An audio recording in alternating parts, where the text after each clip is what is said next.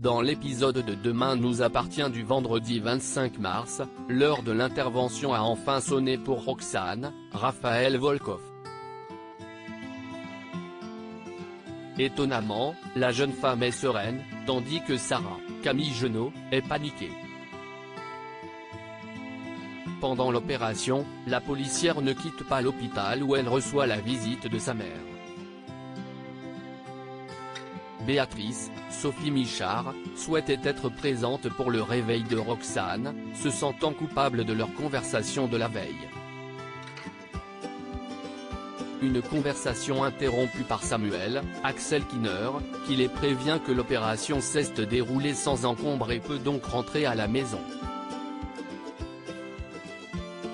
De retour chez elle et après une sieste, Roxane demande à Sarah si elle pense que sa mère va s'éterniser chez elle jusqu'à la naissance de leur enfant. Celle-ci lui assure du contraire, estimant que sa mère n'est pas du genre à s'incruster. C'est à ce moment-là que Béatrice débarque dans leur chambre avec un goûter. Et surtout, leur vante les mérites du protocole finlandais pour la FIV. Elle qui a toujours rêvé d'aller dans les pays nordiques s'imagine déjà y aller avec sa fille et sa belle-fille. Étienne, Patrick Guérino, a demandé un rendez-vous à Chloé, Ingrid Chauvin, non pas pour parler de Dorian, Ryan Hubé, mais de lui. Puisqu'il est à la recherche d'un emploi. Il explique à la proviseure du lycée avoir été professeur de français mais aussi CPE.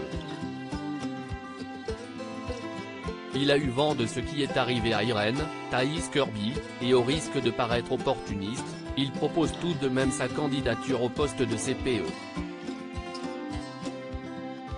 Il pourrait même remplacer un enseignant de français au besoin. Si Chloé reconnaît que cela la soulagerait, elle doit d'abord en toucher un mot au rectorat. Charlie accuse Bart d'avoir tué Léa Courcelles. Léa Courcelles, Fanny River, a été victime d'un homicide par arme blanche. Son assaillant lui a donné 3 coups de couteau qui lui ont été fatals mais ce dernier a pris ses précautions, aucune trace ADN n'a pu être relevée.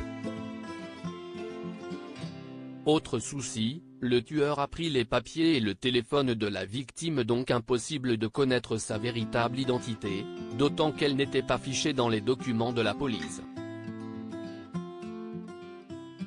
Le mystère s'épaissit donc autour de cette jeune femme.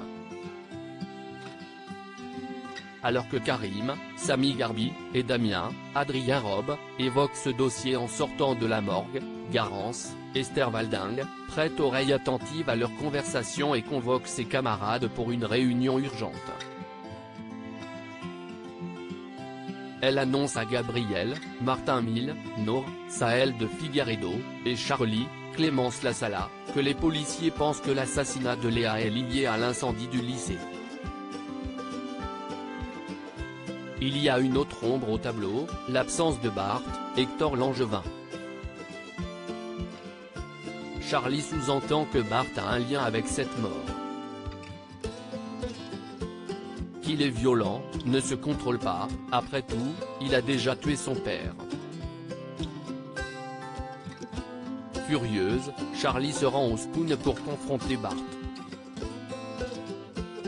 Le jeune homme lui assure n'y être pour rien dans la mort de Léa Courcelles, d'ailleurs il ne savait même pas qu'elle avait été tuée avant que Charlie ne lui révèle.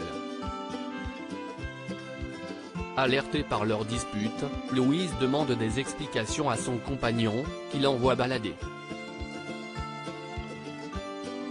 De son côté, après analyse d'un bout de papier retrouvé dans les affaires de la victime, Damien y découvre le nom et l'adresse de Charlie.